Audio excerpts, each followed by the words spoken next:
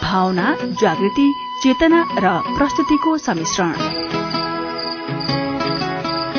एकल कविता वाचन। नमस्कार, कार्यक्रम एकल कविता वाचनमा तपाईलाई स्वागत छ। आजको कार्यक्रम एकल कविता वाचनमा हामी कवि सुदेश सत्याललाई लिएर आइपुगेका छौं। देवघाट तनहुँ स्थायी घर भई हाल वाल्मीकि विद्यापीठमा शास्त्री तेस्रो वर्ष अध्ययनरत सुदेश सत्यालका अहिलेसम्म कुनै पनि किताब प्रकाशित भएका छैनन्, तर सुन्दर कविता लेख्नुहुन्छ र छन्दमा कविता सुनाउनुहुन्छ। एकल कविता वाचनमा हामी उहाँका छन्द कविता सुनेर मनोरञ्जन लिन्छौं। कार्यक्रममा सुदेशजीलाई स्वागत गर्छु म। धन्यवाद दाजु। सुदेशजी, कति भयो तपाईँले कविता लेख्न थाल्नुभएको? मैले कविता लेख्न थालेको लगभग 10-11 वर्ष भयो। अनि संस्कृत पढ्ने सोच कहिलेबाट आयो? संस्कृत पढ्ने सोच मैले 6 कक्षा 10 वर्षको उमेरदेखिबाट संस्कृतै पढेको गुरुकुलमा हो, त्यहीँबाट सुरु भयो। त्यसपछि संस्कृतमै जान्छु र म केही निखार ल्याउँछु आफूमा भन्ने भयो? हजुर। कोही कोही मान्छे संस्कृत पढेपछि पछुतो मान्छन् रे नि हो? मलाई कहिले पनि पछुतो लागेन। मान्नेहरूले चाहिँ पछुतो मान्छन्, तर अहिलेको युगमा अब फेरि मान्छेले संस्कृतलाई नै खोज्छन् जस्तो मलाई लाग्छ। अब फेरि संस्कृत पढ्नेहरू अङ्ग्रेजीमा उत्तिकै दखल राख्न सक्छन् अरू जस्तो कि अलिक कम हुन्छ? त्यो मैले नजानेरै सोधेको तपाईँलाई। सक्छन्। संस्कृतमा भने पनि हाम्रो संस्कृतमा पनि जस्तो इङ्ग्लिस विषय छ, इङ्ग्लिस विषय पढ्न पाइन्छ। म यो कुराकानी त हामी बीचबीचमा गर्दै पनि रहौँला होइन? संस्कृतबारे कतिको रुचि चासो हुन्छ, म आफैलाई पनि कति कुरा जान्न मन छ, जिज्ञासाहरू छन्। पहिले चाहिँ एउटा कवितै सुनाउला र सबभन्दा पहिला चाहिँ म रेडियो सुन्ने सबैलाई कविताका पाराखीहरूलाई अवगत गराउँ।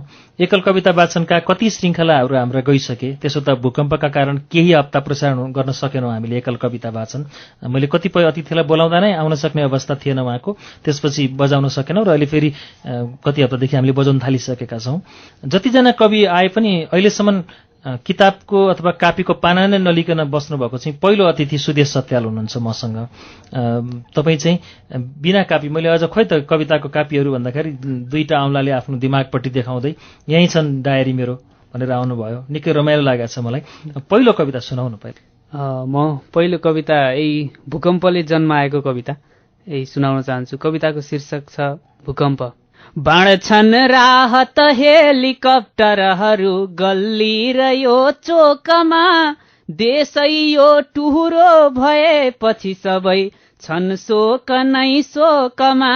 झुप्रो नै जबलौ ढल्यो गरिबको आतंक छाएछ कि, मान्छेसँग रिसाउँदा प्रकृति हो भूकम्प आएछ कि, मान्छेसँग रिसाउँदा प्रकृति हो भूकम्प आएछ कि। धक्काले पनि हल्लिए मुटुहरू सासै स्वत रोकियो, धाजा फाटिरहेर लौन पृथ्वी पातालमा ठोकियो। भास्यो है जब सुस्तरी जमिन यो निस्केछ ज्वाला पनि, बौलाएपछि यो स्वयं प्रकृति नै के लाग्छ कसको अनि। कैयौं रात बिते खुला चौरमै के रहेछ यसको सुर, भत्काएपछि ती सबै गुणहरू बस्छन् कहाँ ढुकुर। नौलो संरचना बनाउन भनी सारा जुटाएपछि, केही हुन्न ढलेर बिल्डिङहरू उठ्छन् उठाएपछि, केही हुन्न ढलेर बिल्डिङहरू उठ्छन् उठाएपछि। सिङ्गो यो छतले किचेपछि अहो के हुन्छ होला भन, भत्केको घर मात्र होइन हो भत्क्यो यहाँ जीवन। भत्के तापनि चैत्य मन्दिरहरू भत्किन्न आस्था, तर भत्के तापनि चैत्य मन्दिरहरू भत्किन्न आस्था। तर यो भूकम्प अचम्मको विषय हो विज्ञान भन्दा पर। के हुन्छ प्रकोप प्राकृतिक हो केही छैन यसको भर। यो भूकम्प गयो भने अब पुनः पल्टिन्छ घण्टा घर। इच्छा शक्ति नगुल्टियोस् धरहरा, गर्ल्याम्म गुल्टे पनि इच्छा शक्ति शक्ति नगुल्टियोस् धरहरा गर्ल्याम्म गुल्टे पनि हाम्रा हातहरू सधैँ जुटिरहुन् निर्माण गर्ने भनी हाम्रा हातहरू सधैँ जुटिरहुन् निर्माण गर्ने भनी। धन्यवाद। बडा राम्रो कविता सुनाउनु भयो तपाईँले। त्यति मात्रै भन्यो भने तपाईँको प्रशंसा कम हुन्छ कि जस्तो लाग्यो। मेरो शरीरका रौँहरू ठाडा भए। भुइँचालोको चाहिँ नि पुरै दृश्यहरू, भुइँचालो जाँदाको दिन, म यही स्टुडियोमा थिएँ, मलाई त्यो सबै तपाईँले सम्झाइदिनु भयो कविताले। कवितामा त्यति धेरै शक्ति हुन्छ है। हजुर, म कविता जान्दिनँ। मैले त कवितालाई तपाईँहरूको यो कार्यक्रम चाहिँ फेसिलिटेट गर्न मात्रै राखेको, तपाईँहरूकै कार्यक्रम। बीचबीचमा कसैले सोध्यो भने, कुराहरू गरिदियो भने, झन् नजान्ने मान्छेले एकदम बटम लाइनका प्रश्नहरू सोध्यो भने कविता सिक्दै गरेको मान्छेलाई झन् सजिलो हुन्छ कि भन्ने हिसाबले मात्रै म उपस्थित भएर बसेको हुँ। यो छन्दको कविता लेख्नलाई चाहिँ हामीले ह्रस्व दीर्घहरू मिलाउनुपर्छ है। अक्षरहरू गन्दै यति अक्षरमा चाहिँ नि यो मात्रा लगाउने भनेर भन्नुपर्छ होइन, मैले जहाँसम्म बुझ्छु। अब यो छन्द कविता चाहिँ अलिकति प्राविधिक जस्तो कुरा छ। अब छन्दहरूको अब यति नै छन् भनेर त अब निश्चित सङ्ख्या त मानिएको छैन, पाइएको छैन।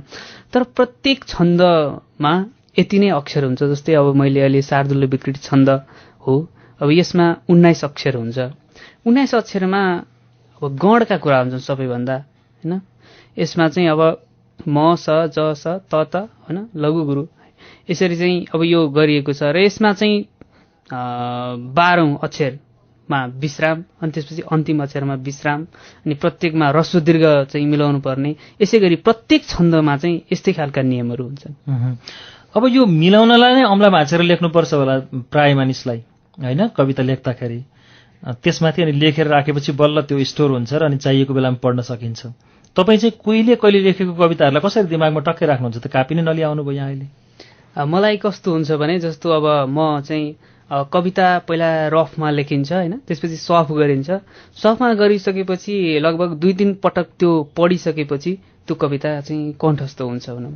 त्यसरी कण्ठ पार्नु भएको हो? कण्ठ पार्न पर्दैन कि, त्यो जस्तै अब त्यो लेखिसकेपछि त्यो कहीँ गएर वाचन गरिन्छ।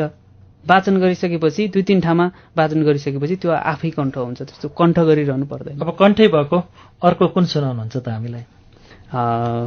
एउटा दैवी विपत्ति शीर्षकको कविता सुनाउँछु। विपत्ति मिलानुहुन्छ? हजुर, सुनाउ त।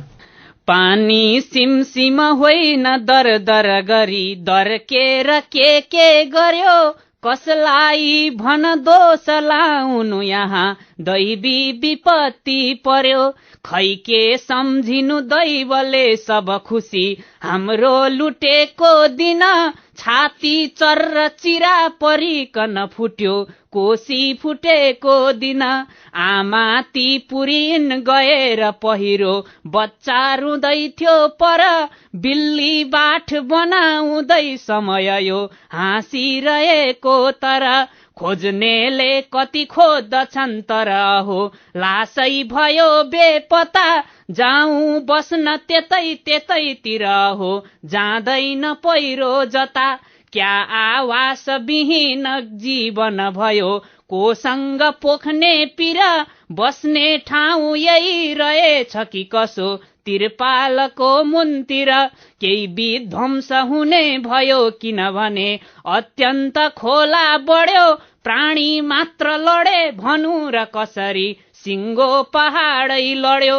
आँखाले सकिएन हेर्न सजिलै, खै कुन्नी के बग्यो, पहिले गोठ हुँदा हुँदै पछि अहो सारा बगाई लग्यो।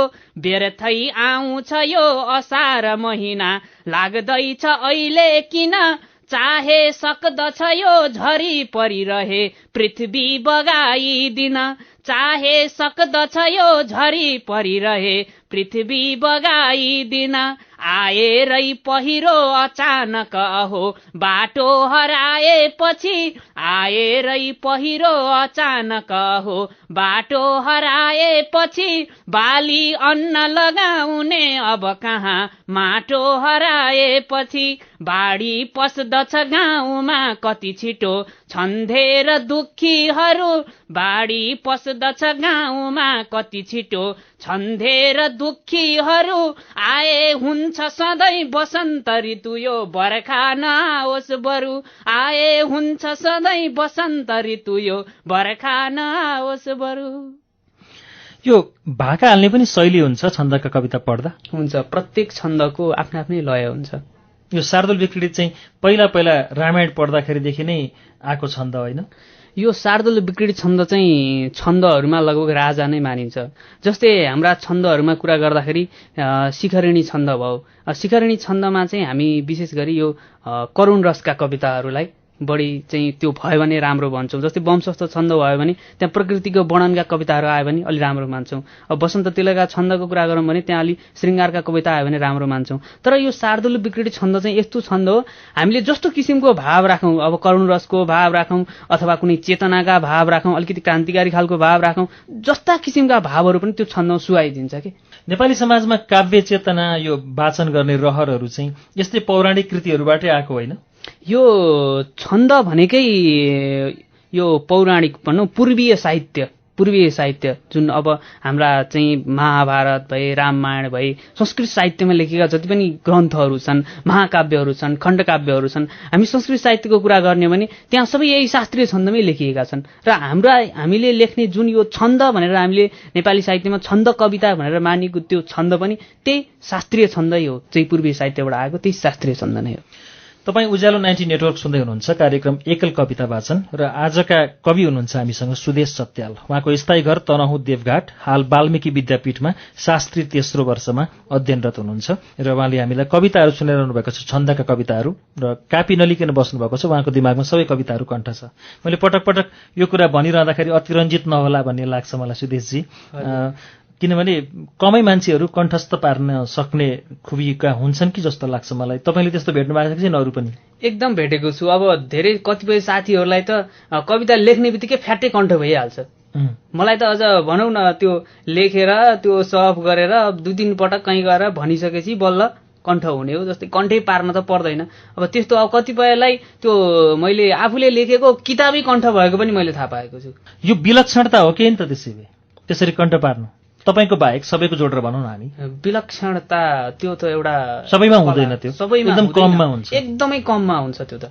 र एउटा कुरा के पनि हुन्छ भने अब हामीले चाहिँ कविता लेख्दाखेरि हामी त्यसमा कतिको डुबेका छौँ होइन, कवितालाई कतिको डुबेर लेखेका छौँ हामी। त्यो लेख्दाखेरि अब लेखा छ कति डुबेका छ भर पर्छ। अब अन्य मनस्क भएर कविता लेखेका छ, कहिले यता उ गरेका त्यस्तो तरिकाले भयो भने पनि त्यो नभएको हुनसक्छ। तर हामी जति डुब्यौँ भने लगभग त्यो याद हुन्छ। कण्ठस्थ चाहिँ आफ्ना मात्रै कविता हुन्छन् कि अरूका नि हुन्छन्? हुन्छन्, कण्ठस्थ हुन्छ, अरूका पनि हुन्छन्। जस्तो कि अब कुनै रामायण महाभारतका तपाईँलाई मन परेको श्लोक अहिले वाचन गर्नुहोस् भने सक्नुहुन्छ? 3-4 श्लोक सुनाउन। रामायणकै श्लोक सुनाउँछ है त।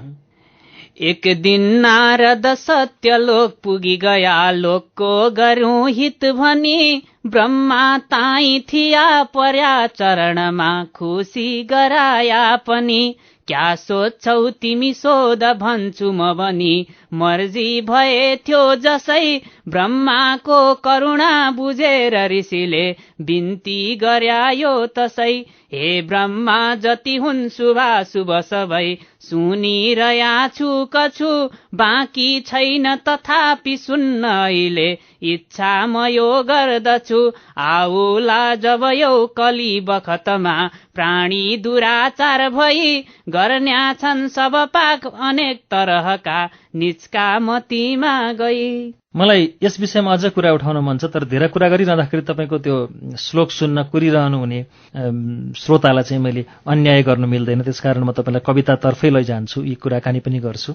मलाई मात्र लागेको हो कि सुन्नेहरूलाई पनि लाग्दैछ अलिकति छिटो नभएर अलिकति एक पेस मात्रै कम गर्न सकिन्छ कि तपाईँको वाचनमा, अलि ढिलो भन्ने मेरो अनुरोध छ है। त्यो तपाईँले छिटो गर्नुभएको कि छिटो गर्नै पर्ने थियो कि अथवा मैले बोध गर्न सकिनँ कि अरूलाई पनि त्यस्तो लागेको छ कि छैन, त्यो चाहिँ म सोच्दै शङ्कास्पद शैलीमा नै तपाईँलाई भन्दैछु।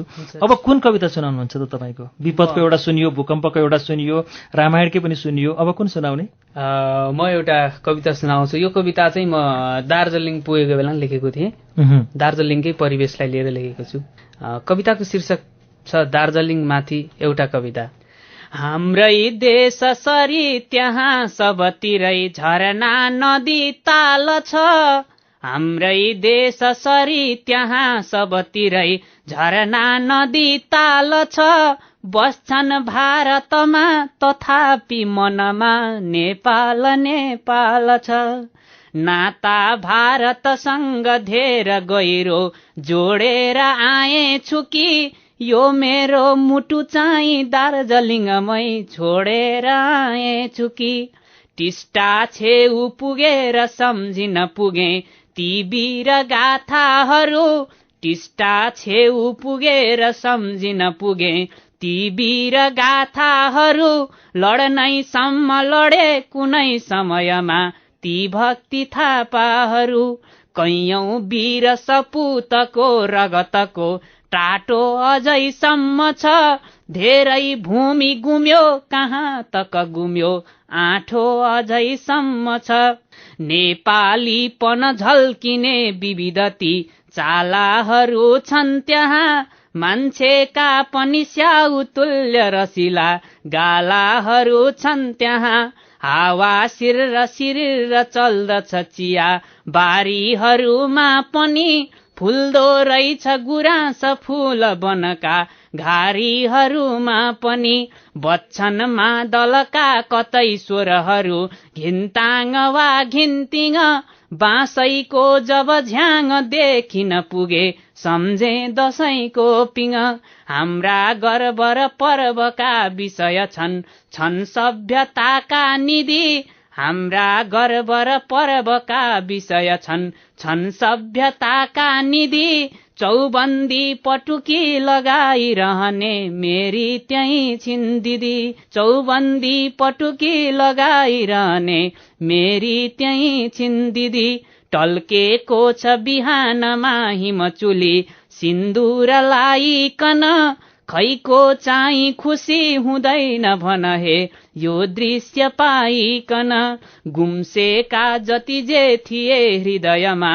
तिर्खा सबै मेटिए गुम्सेका जति जे थिए हृदयमा तिर्खा सबै मेटिए लक्ष्मी भानु र लेखनाथ समझी उद्यानमा भेटिए लक्ष्मी भानु र लेखनाथ समझी उद्यानमा भेटिए। उज्यालो 90 नेटवर्कमा यहाँहरू सुन्दै हुनुहुन्छ एकल कविता वाचन। तपाईँ उज्यालो 90 नेटवर्कमा कार्यक्रम एकल कविता वाचन सुन्दै हुनुहुन्छ। एकल कविता वाचनमा आज हामीलाई कवि सुदेश सत्यालले कविता सुनाइरहनु भएको छ। कवि सुदेश सत्याल देवघाट तनहुँ उहाँको स्थायी घर हो। हाल वाल्मीकि विद्यापीठमा शास्त्री तेस्रो वर्ष अध्ययनरत हुनुहुन्छ। कवि सुदेश सत्यालका अरू कविताहरू लिएर केही बेरमा आउनेछौं। उज्यालो सुन्दै गर्नुहोला।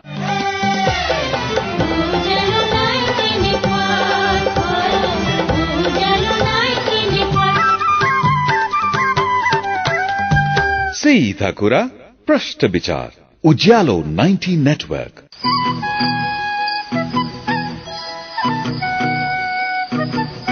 भावना, जागृति, चेतना र प्रस्तुतिको सम्मिश्रण। एकल कविता वाचन। उज्यालो 90 नेटवर्कको कार्यक्रम एकल कविता वाचनमा तपाईंलाई फेरि स्वागत छ। कार्यक्रम एकल कविता वाचन तपाईं अहिले उज्यालो 90 नेटवर्क काठमाडौँसँगै देशभरिका विभिन्न एफएम स्टेशनहरूबाट एकैसाथ सुनिरहनु भएको छ। एकल कविता वाचनमा आज कविता वाचनका लागि हामीसँग तनहुँ देवघाट स्थायी घर भई हाल वाल्मीकि विद्यापीठमा शास्त्री तेस्रो वर्ष अध्ययनरत कवि सुदेश सत्याल हुनुहुन्छ। सुदेश सत्यालका छन्दका कविताहरू हामी सुनिरहेका छौं आज, र उहाँले लयमा कविता वाचन गरिरहनु भएको छ। उहाँसँग कविता सम्बन्धी कुराकानी गर्दै उहाँलाई कविता वाचन गर्न लगाइरहेको छु म। र मैले कार्यक्रमको सुरुवातमा पनि तपाईँले सुन्नुभएको थिएन भने फेरि एकपटक बताऊँ, मैले पटक पटक यही एउटा कुरालाई मात्रै जोड गरिरहेको जस्तो नदेखियोस्, अतिरञ्जित नगराइयोस्। अहिले चलेको शब्द होइन सुदेशजी? उहाँले चाहिँ डायरी, किताब, कापी केही पनि नलिकन बस्नु भएको छ र आफूले लेखेको कविता कण्ठस्थ छ उहाँलाई। ती पालै पालो हामीलाई सुनाइरहनु भएको छ। म कुराकानीको क्रमलाई अहिले जोड्दिनँ, तपाईको कविता नै सुन्छु। सुदेशजी, कुन कविता सुनाउने अब? म महिला हिंसा शीर्षकको कविता वाचन गर्छु। एकदम सिलसिला मिलाएर ल्याउनु भएको रहेछ कविताहरू पनि है। म विशेष गरी अब मलाई चाहिँ यो सामाजिक घटना दुर्घटनाहरू हुन्छन् जसले धेरै चाहिँ अलिकति असर गरेको हुन्छ, त्यस्ता कविताहरूले मलाई बढी प्रभावित बनाउँछ। कतिवटा कविता तपाईँलाई कन्टै छन् आफ्ना? मैले जस्तो जुन वाचन गरिन्छ, वाचन गरेको एक दुई पटक ठाउँमा वाचन गरेका त्यस्ता कविता कण्ठ छन्, लगभग मोटामोटी 20-25 वटा कण्ठ छन्। हजुर, ल सुनाउनुहोस् त महिला हिंसा विरुद्धको कविता। महिला हिंसा।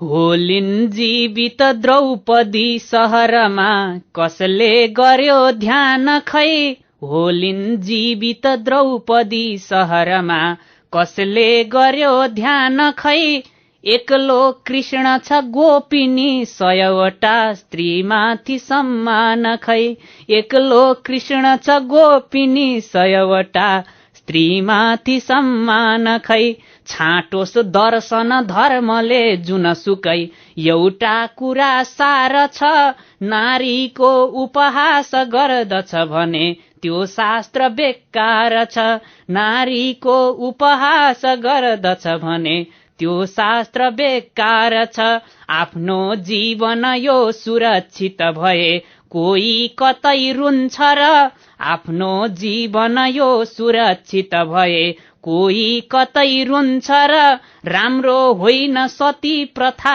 यदि भने बिउताउनै हुन्छ र रूढीग्रस्त किताब नै किन अझै कोही चाहिँ पढ्दैछ यो बोक्सी नाम दिन्छ व्यर्थ किन खै बोक्सी छँदै छैन यो बदलेको किन छैन मानसिकता पाएर अर्ती पनि बदलेको किन छैन मानसिकता पाएर अर्ती पनि बच्चामै यसरी बलात्कृत हुँदा काँप्नेछ धरती पनि लुट्नेले जब अस्मिता लुटिसके के लुट्न बाँकी छ र लुट्नेले जब अस्मिता लुटिसके के लुट्न बाँकी छ र लाग्यो इज्जतमाथि दाग अब हे धोएर के जान्छ र नारीले किन भोग्नु पर्छ यसरी दन्किरहेको चिता नारीले किन भोग्नु पर्छ यसरी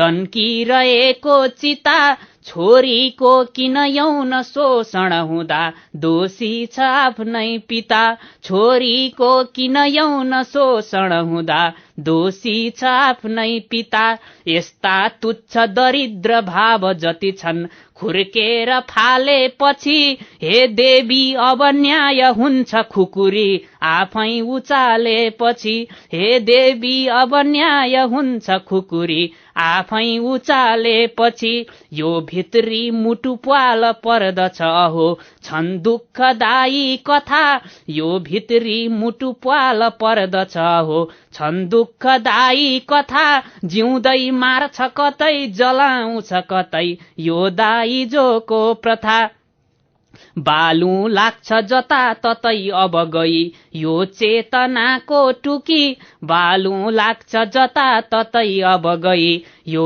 चेतनाको टुकी नारी होस् अथवा कुनै पुरुष होस् होस् एउटै ढुकढुकी नारी होस् अथवा कुनै पुरुष होस् होस् एउटै ढुकढुकी।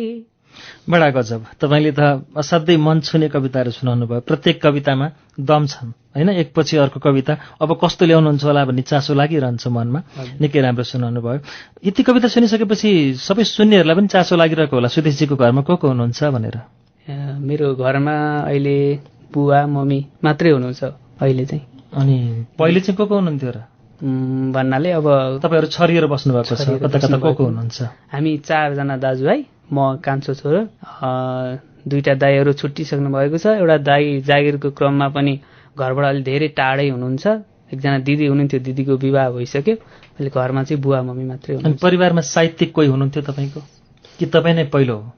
यो साहित्यमा त म नै पहिलो हो। तनहुँको भानुभक्तको भूमि हजुर हैन त्यस हिसाबले लियौं त्यसो भए म चाहिँ खास गरी साहित्यमा प्रभावित भएको चाहिँ यो संस्कृत शिक्षाबाट हो। संस्कृतका जस्तै श्लोकहरू हैन जस्तै अब संस्कृतमा लेखिएका स्तुतिहरू भगवानका स्तुतिहरू संस्कृतका ती श्लोकहरू संस्कृतका काव्यहरू तिनले मलाई बढी प्रभावित बनाएका हुन्।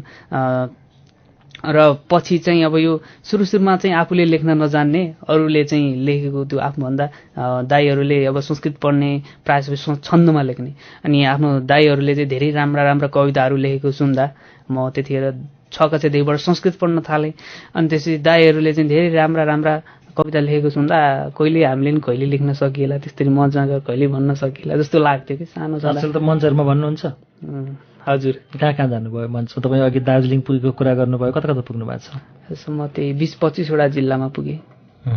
ए कविता सुनाउनको लागि कि अरू कामले? कविता सुनाउनकै लागि। ए भनेपछि त लोकप्रिय हुनुहुन्छ सबैतिर तपाईँ। उज्यालोले चाहिँ अहिलेसम्म गुमाइरहेको रहेछ, अहिले पाइयो। विशेष तपाईँलाई ल्याएर जोडिदिनु हुने तपेन्द्र घोडासेनीजी, जो यो कार्यक्रमको चाहिँ दोस्रो श्रृङ्खलाको अतिथि पनि भइसक्नुभयो, उहाँलाई हार्दिक धन्यवाद। अहिले पनि कविता उहाँले बाहिरबाट हेर्दै सुनिरहनु भएको छ। मैले यो नीति भर्सेस विज्ञान अथवा संस्कृत भर्सेस आधुनिकताका प्रसङ्गमा पनि अझ धेरै कुरा गर्न मन छ तपाईँसँग, तपाईँले रुचि लाग्यो मलाई भनेर भनिसकेपछि। तर म कुराकानीलाई यहाँनिर लम्ब्याउँदिनँ, अर्को चरणमा फेरि समय रहेको कुरा गरौँला। अर्को कविता सुन्न रहर लागिसक्यो। हुन्छ, म एउटा कविता सुनाउँछु। कविताको शीर्षक फर्केर आऊ घर।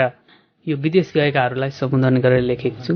छुट्टै छुट्टै अध्याय ल्याउनु भएको छ, निकै राम्रो गर्नुभएको छ। सुनाउनुहोस् त विदेश गएकाहरूलाई। पैसाले सब थोक आउँछ भने माया किनी ल्याउनु, पैसाले सब थोक आउँछ भने माया किनी ल्याउनु, पैसाले यदि शान्ति मिल्दछ भने उद्यान के धाउनु, हो सम्भाव्य विकास कार्य छ यही खाडी गयौ है तर, यो सानो झुपडी बुझे महल हो फर्केर आऊ घर, यो सानो झुपडी बुझे महल हो फर्केर आऊ घर, मान्छे आज विदेशको झिलिमिली देखि रमाए पनि, मान्छे आज विदेशको झिलिमिली देखि रमाए पनि, आमाकै प्रिय हुन्छ काख जहिले लाखै कमाए पनि, हो मिन्छौ किन हो र बेच्न पसिना गर्नु यही जाँगर, आफ्नै देश सिगार्नु पर्दछ यहाँ फर्केर आऊ घर, आफ्नै देश सिगार्नु पर्दछ यहाँ फर्केर आऊ घर, बाँझो खेत जता ततै छ जन हो के काम खोज्छौ भन, बाँझो खेत जता ततै छ जन हो के काम खोज्छौ भन, नेपाली हुनुमा छ गौरव स्वयं के नाम खोज्छौ भन, नेपाली हुनुमा छ गौरव स्वयं के नाम खोज्छौ भन, हो तिम्रै श्रम शक्तिले मुलुक यो बदलिन्छ है भर्खर, हो तिम्रै श्रम शक्तिले मुलुक यो बदलिन्छ है भर्खर,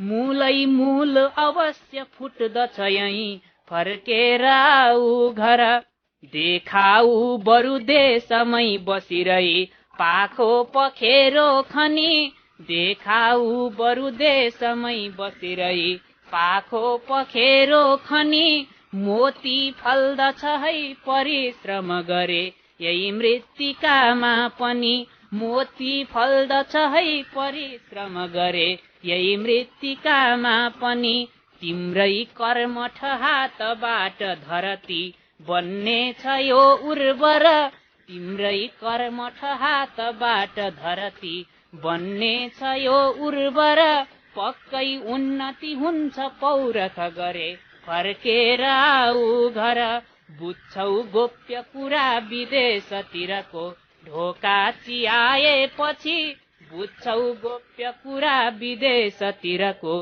ढोका चियाएपछि, के फल्दैन के 10वटा नङ्ग्रा खियाएपछि, के फल्दैन हुँदैन के 10वटा नङ्ग्रा खियाएपछि, के जान्छौ र विदेशमा अब यही उद्योग धन्दा गर, आमाको अनुहार चाउरिसक्यो फर्केर आऊ घर, आमाको अनुहार चाउरिसक्यो फर्केर आऊ घर। सुदेशजी, अब हामीसँग बढीमा 9 मिनट जति छ समय, हामी समयको अन्तिमतिर छौं, तर दुईटा कविता अझै सुन्न मन छ। दमदार दमदार तपाईँ सम्झिँदै गर्नुहोला, तपाईँको दिमागका पानाहरू पल्टाउँदै गर्नुहोला। तपाईँ कापी लिएर आउनु भएको छैन, कापी पल्टाउनुहोस् भन्नको लागि। म छलफललाई पनि फेरि जारी राख्नु छ मैले। तपाईँ यदि रेडियो सुन्दै हुनुहुन्छ भने उज्यालो 90 नेटवर्क सुन्दै हुनुहुन्छ र उज्यालो 90 नेटवर्कबाट देशभरिका विभिन्न एफएम स्टेशनहरूबाट रेडियो सेटमा सुन्दै हुनुहुन्छ भने पनि यो आवाज सुदेश सत्यालको हो र कम्प्युटर अथवा मोबाइलहरूबाट पनि तपाईँ हाम्रो अनलाइनलाई सुन्दै हुनुहुन्छ भने उज्यालो online.com बाट पनि सुदेश सत्यालका कविताहरू सुनिरहनु भएको छ र सुदेशजीले हामीलाई आज छन्दका कविताहरू वाचन गरेर सुनाइरहनु भएको छ। उहाँले आफ्ना कविता आफैले सम्झेर हामीलाई बताइरहनु भएको छ। मलाई कुराकानी गर्न मन लागेको चाहिँ संस्कृत भर्सेस इङ्ग्लिस चल्छ क्या आजभोलि, अथवा आधुनिकता, संस्कृत भर्सेस आधुनिकता चल्छ। हामीले संस्कृतलाई आधुनिकतासँग छुट्याएर सोच्छौँ होइन। संस्कृत चाहिँ अलिकति यो पण्डित्याई अथवा यो पुरेतवादले पनि आलोचित रहिरह्यो होइन। यसो हुँदाहुँदै पनि तपाईँले संस्कृतलाई किन यस्तो रुचाएर रोज्नु भयो? अब एउटा कुरा के हो भने हामीमा चाहिँ एउटा भ्रम चाहिँ के अझै पनि छ भने, जस्तै हामी संस्कृत पढायो भनेपछि हामी पूजापाठ गर्छौँ होइन। हामी संस्कृत पढेको विद्वान भनेको भागवत भन्नु हो भन्ने यो हाम्रो यो संस्कार भनौँ। अब यो चाहिँ संस्कार चाहिँ हामीलाई यो एउटा भन्दाखेरि कुसंस्कार जस्तै भन्दा पनि हुन्छ, किनकि संस्कृत पढ्नु भनेको पूजापाठ गर्नु र भागवत भन्नु मात्र होइन। संस्कृतका धेरै गहिरा कुराहरू छन्, जस्तै ज्योतिषका कुरा गर्नुहुन्छ भने तपाईँ विज्ञानभन्दा माथि छ ज्योतिष।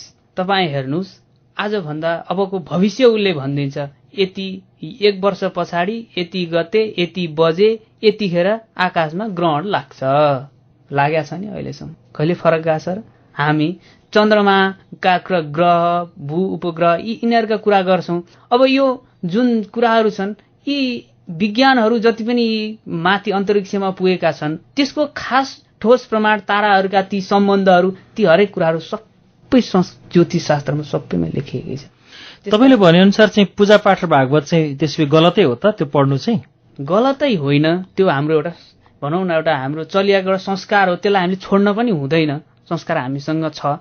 तर त्यसलाई त्यो पूजापाठ र भागवत भन्नु चाहिँ महान हो र सामान्य रूपमा संस्कृत पढाए मान्छेले पूजापाठै गर्छ भनेर यति मात्रै बुझियो भने चाहिँ त्योभन्दा बृहत परिभाषामा जानु पर्यो संस्कृतको पढाइलाई भन्ने तपाईँको भनाइ। मैले कुराकानी धेरै गर्न रहर गरेका थिएँ यो विषयमा, गर्दिनँ किनभने कवितै सुन्नु छ। कुन सुनाउनुहुन्छ अब? म एउटा प्यारो छ नेपाल शीर्षकको कविता सुनाउँछु। कविता सुरु गरेँ। जन्मे कर्म गरे अमूल्य सपना मैले सजाए कति, जन्मे कर्म गरे अमूल्य सपना मैले सजाए कति, च्याच्या गर्नु गरेर बालक छँदा बाजा बजाए कति, कहिले नाच्दछु गाउँदैछु कहिले खै कुन्नी के तालयो, कहिले नाच्दछु गाउँदैछु कहिले खै कुन्नी के तालयो, बामे सर्न सिकी कुदे खुरुखुरु प्यारो छ नेपालयो, बामे सर्न सिकी कुदे खुरुखुरु प्यारो छ नेपालयो, हाँसे हाँस्छु यहीँ बसी खिती खिती रोए यहीँ रोउला, हाँसे हाँस्छु यहीँ बसी खिती खिती रोए यहीँ रोउला, जस्तै विघ्नहरू परे परिरहुन् यही मृत्युका छोला, नाच्दै आँगनमा गरे लुटुपुटु क्या चञ्चले चालयो, तोते बोल्न सिकी बुझे कति कुरा प्यारो छ नेपालयो, तोते बोल्न सिकी बुझे कति कुरा प्यारो छ नेपालयो, झरनाको ध्वनिले बिहान बिउजे आयो मलाई मजा, झरनाको ध्वनिले बिहान बिउजे आयो मलाई मजा, भन्थ्यो सुन्दर शान्त यो प्रकृतिले यो देश छोडी नजा, गर्छन् मैसित साउती खुसु खुसु सल्लाह धुपी सालयो, भाँच्छन् कम्मर मत्त भई मुजुरले प्यारो छ नेपालयो,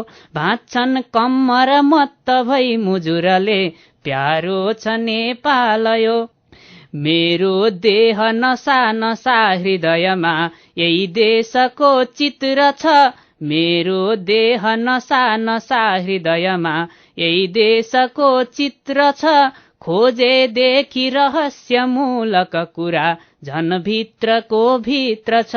खोजेदेखि रहस्यमूलक कुरा झन् भित्रको भित्र छ। पाऊ मर्न यही अचानक कतै आयो भने कालयो। पाऊ मर्न यही अचानक कतै आयो भने कालयो। जाओस् जीवन यो तथापि जहिले प्यारो छ नेपाल यो। कस्तो सुन्दर हो बसन्त ऋतु यो। पोखु सबै भावना पूरा हुन्छ कि झैं हुँदैछ मनमा। यो काव्यको साधना पूरा हुन्छ कि झैं हुँदैछ मनमा। यो काव्यको साधना हेरौँ लाग्छ नदी किनार म गई। साहित्यको छाल यो हेरौँ लाग्छ नदी किनार म गई। साहित्यको छाल यो उर्लिन्छन् सृजनाहरू लहरिँदै। प्यारो छ नेपाल यो। उर्लिन्छन् सृजनाहरू लहरिँदै। प्यारो छ नेपाल यो। सुनिरहँ जस्तो लाग्छ, समय सिद्धिन लागिसक्यो है। अझै पनि एउटा कविता सुन्नु छ, तर फेरि केही कुरा सोध्न पनि मन लाग्छ, बीचबीचमा लागिरहेको छ, कति कुराहरू सोध्न मन छ। तपाईँले रेडियोमा अहिले सुनिरहनु भएको छ, कतिपय मञ्चहरूमा सुनाउनु भयो होला।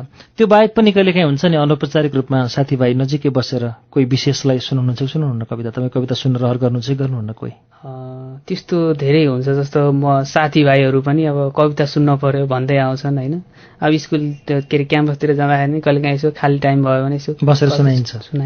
तपाईँसँगै पढ्ने कमै लेख्छन् कविताहरू, अथवा लेखे पनि तपाईँको मनपर्छ वाचन उहाँहरूलाई? मन पराउँछन्, अब रेकर्ड गरेर राख्छन्। अब त्यसै साथीहरूले एक अर्कामा सेयर गर्छन्। उसो भए त यो रेकर्ड डाउनलोड गरेर पनि सुन्न मिल्छ। ujalonline.com/डाउनलोडमा गएर एकल कविता वाचनमा सर्च गरियो भने डाउनलोड गर्न सकिन्छ र जसले राख्न खोजे पनि तपाईँको सुदेश सत्यालका कविताहरू सजिलै राख्न सकियो। मैले धेरै बेर बोलिनँ किनभने एउटा कविता अझै सुन्ने रहर छ, सकेसम्मको छोटो कविता तर मिठो कविता सुनाइदिनुहोस् न अब अर्को एउटा।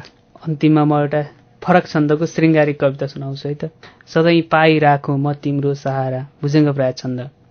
म आधा घडा हुँ तिमी पो भरि छेउ। म आधा घडा हुँ तिमी पो भरि छेउ। तिमी जुन भन्दा अझै सुन्दरी छेउ। तिमी मुस्कुरायौ भने फूल फुल्छ। तिमी मुस्कुरायौ भने फूल फुल्छ। दिलै चञ्चले यो कता डुल्छ डुल्छ। तिमी कोपिला हौ टिपे पाप लाग्छ। तिमी कोपिला हौ टिपे पाप लाग्छ। म छौँ कता खै छुँदा दाग लाग्छ। म यो विश्वमा नै तिमी मात्र चिन्छु। म यो विश्वमा नै तिमी मात्र चिन्छु। तिमीले लुटेमा सबै थोक दिन्छु। तिमी फूलकी बासना होइनौ र। तिमी फूलकी बासना होइनौ र। तिमीले मलाई कतै छोइनौ र। सधैँ शून्यतामै हराइरहेछु। म एकान्तमा नै कराइरहेछु।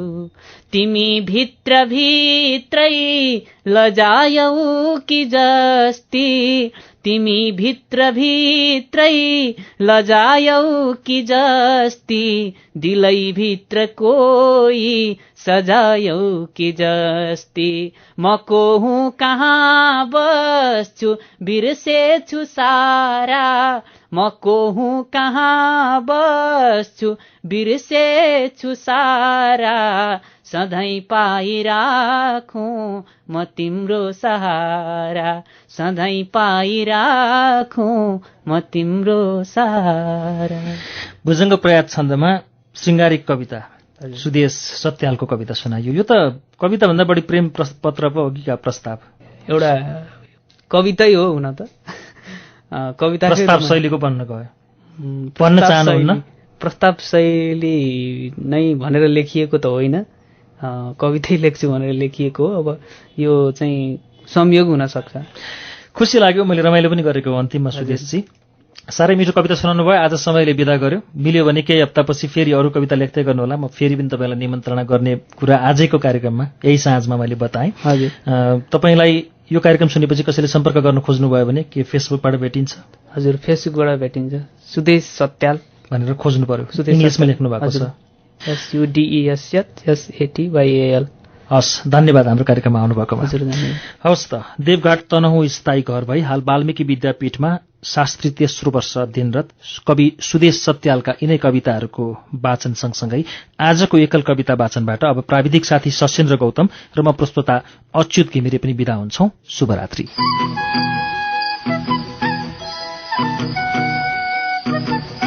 भावना, जागृति, चेतना र प्रस्तुतिको सम्मिश्रण।